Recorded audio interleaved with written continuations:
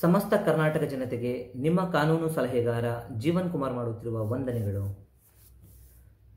ನನ್ನ YouTube channel ಆದಂಥ Karnataka legal service ಈ ಚಾನಲ್ನ ನೀವಿನ್ನ ಸಬ್ಸ್ಕ್ರೈಬ್ ಮಾಡ್ಕೊಂಡಿಲ್ಲ ಅಂದರೆ ಈಗಲೇ ಸಬ್ಸ್ಕ್ರೈಬ್ ಮಾಡ್ಕೊಳ್ಳಿ ಹಾಗೂ ಪಕ್ಕದಲ್ಲಿ ಇರುವಂತಹ ಬೆಲ್ ಐಕಾನನ್ನು ಕ್ಲಿಕ್ ಮಾಡಿ. ನಿನ್ನೆ ತಾನೇ ನಾನೊಂದು ಪೋಸ್ಟ್ ಹಾಕಿದ್ದೆ ರೇಷ್ಮಾ ಎನ್ ಎನ್ನುವ ಹುಡುಗಿ ಬಗ್ಗೆ. ಆಕೆ ಮಂಗಳೂರಿನ ಬೆಳ್ತಂಗಡಿಯ ನಿವಾಸಿ. ಆಕೆ ತನ್ನ ಇನ್ಸ್ಟಾಗ್ರಾಮಲ್ಲಿ ಅವಹೇಳನಕಾರಿ ಒಂದು ಹೇಳಿಕೆ ಹಾಕಿದ್ಲು. ಅದು ನಮ್ಮ ಭಾರತದ ಸೈನಿಕರು ನಡೆಸಿದ ಸಿಂಧು ಆಪರೇಷನ್ ಬಗ್ಗೆ.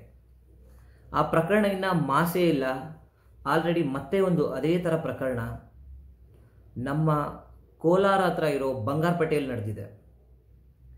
ಈ ಪ್ರಕರಣ ಏನಪ್ಪ ಅನ್ನೋದಾದರೆ, ನಿನ್ನೆ ಬಂಗಾರಪೇಟೆಯಿಂದ ಟ್ರಾವೆಲ್ ಆಗ್ತಾ ಇದ್ದಂತಹ ನಮ್ಮ ಒಂದೇ ಮಾತರಂ ಟ್ರೈನ್ಗೆ ಕಲ್ಲು ತೂರಾಟ ಮಾಡಿದ್ದಾರೆ. ಈ ಕಲ್ಲು ತೂರಾಟ ಮಾಡಿರೋದ್ರಲ್ಲಿ 15 ಜನ ಯುವಕರಿದ್ದಾರೆ. ಈ ಯುವಕರೆಲ್ಲ ಯಾರು ಅಂದರೆ ನಮ್ಮ ಮುಸ್ಲಿಂ ಬಾಂಧವರು. 15 ಜನ ಯುವಕರು ಒಂದೇ ಮಾತರಂ ರೈಲಿಗೆ ಕಲ್ಲಲ್ಲಿ ಹೊಡೆದಿರೋದು ತುಂಬ ಅವಮಾನಕರ. ನಮಗೆ ನಮ್ಮ ದೇಶದಲ್ಲೇ ಇದ್ಕೊಂಡು ನಮ್ಮ ಅನ್ನನೇ ತಿಂದ್ಕೊಂಡು ನಮ್ಮ ಒಂದು ಸಂಪತ್ತನ್ನು ಇವರು ಹಾಳು ಮಾಡ್ತಾ ಇದ್ದಾರೆ. ಈ 15 ಜನ ಹುಡುಗರು ಕಲ್ಲು ತೂರಾಟ ಮಾಡಿದ ಆ ಕ್ಷಣದಲ್ಲಿ ಅಲ್ಲೇ ಇದ್ದಕ್ಕಂತಹ ರೈಲ್ವೆ ಪೊಲೀಸರಿಗೆ ಸಿಗಾಕೊಂಡಿದ್ದಾರೆ. ರೈಲ್ವೆ ಪೊಲೀಸರಿಗೆ ಸಿಗಾಕೊಂಡಿದ್ದಾಗ ಅದರಲ್ಲಿ 13 ಜನ ತಪ್ಪಿಸ್ಕೊಂಡು ಬರೀ 2 ಮಾತ್ರ ಸಿಗಾಕೊಂಡಿದ್ದಾರೆ. ಈ 15 ಜನ ಯುವಕರು ವಯಸ್ಸು 18 ವರ್ಷದ ಒಳಗಡೆ ಇದೆ. ಅಂದರೆ ಇವರು ಬಾಲ ಅಪರಾಧಿಗಳಾಗ್ತಾರೆ.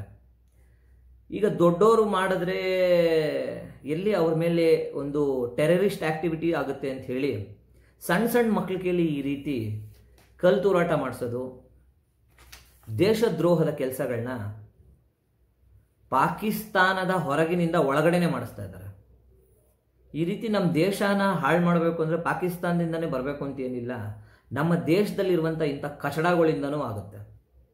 ನಮ್ಮ ದೇಶದಲ್ಲಿ ಇದ್ಕೊಂಡು ನಮ್ಮ ದೇಶದ ಅನ್ನನೇ ತಿನ್ಕೊಂಡು ಒಳಗಡೆನೆ ಒಳಸಂಚು ಮಾಡ್ತಾ ಈ ರೀತಿ ಟೆರರಿಸ್ಟ್ ಆಕ್ಟಿವಿಟಿನ ಒಳಗಡೆನೆ ನಡೆಸ್ತಾ ಇರೋರನ್ನ ಮೊದಲು ಜೈಲಿಗೆ ಹಾಕಬೇಕು. ಈತ ಚಿಕ್ಕ ಹುಡುಗ ಅಂತ ಹೇಳಿ ಅವನ್ನ ಕೋಲಾರಿಂದ ಅರೆಸ್ಟ್ ಮಾಡ್ಕೊಂಡು ಕರ್ಕೊಂಡ್ಬಂದು ಆ 2 ಹುಡುಗರನ್ನು ಬೆಂಗಳೂರಲ್ಲಿ ವಿಚಾರಣೆ ಮಾಡಿ ತಪ್ಪೊಪ್ಪಿಗೆ ಪತ್ರ ಬರ್ಸ್ಕೊಂಡು ಬಿಟ್ಟು ಕಳಿಸಿದ್ದಾರೆ. ಅವ್ರ ತಂದೆ ತಾಯಿ ತಪ್ಪೊಪ್ಪಿಗೆ ಪತ್ರ ಬರ್ಕೊಟ್ಟಿದ್ದಾರೆ. ತಪ್ಪೊಪ್ಪಿಗೆ ಪತ್ರ ಬರ್ಕೊಟ್ಟು ಬಿಟ್ಟು ಕಳಿಸಿದ್ದಾರೆ. ಮತ್ತೆ ಈ ರೀತಿ ಮುಂದೆ ಆಗೋದಿಲ್ಲ ಅಂತ. ಅವರ ಹೆಸರುಗಳನ್ನಾಗಲಿ ಆ ಹುಡುಗರು ಯಾರು ಅಂತ ರಿವೀಲ್ ಮಾಡೋದು ಬೇಡ. ಯಾಕೆ ಅಂದರೆ ಇದು ಅವರ ಒಂದು ಜೀವನಕ್ಕೆ ಸಂಬಂಧಪಟ್ಟಿದ್ದು, ಭವಿಷ್ಯಕ್ಕೆ ಸಂಬಂಧಪಟ್ಟಿದ್ದು ಅಂತ ರೈಲ್ವೆ ಇಲಾಖೆಯವರು ಒಂದು ಅಭಿಪ್ರಾಯಪಟ್ಟಿದ್ದಾರೆ. ಆದರೆ ನಾವು ಈ ವಿಡಿಯೋ ಮಾಡ್ತಾರ ಉದ್ದೇಶ ಏನು ಅಂದರೆ, ನಾನು ನಮ್ಮ ದೇಶದ ಒಳಗಡೆ ಪಾಕಿಸ್ತಾನದ ಎಷ್ಟೋ ಜನ ಏಜೆಂಟ್ಗಳಿದ್ದಂಗೆ ಆಯಿತು.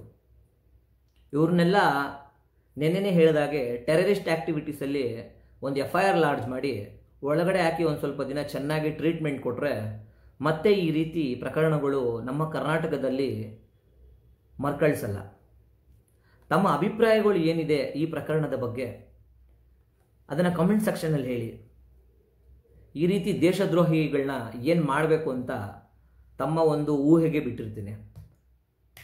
ಧನ್ಯವಾದಗಳು ಸ್ನೇಹಿತರೆ.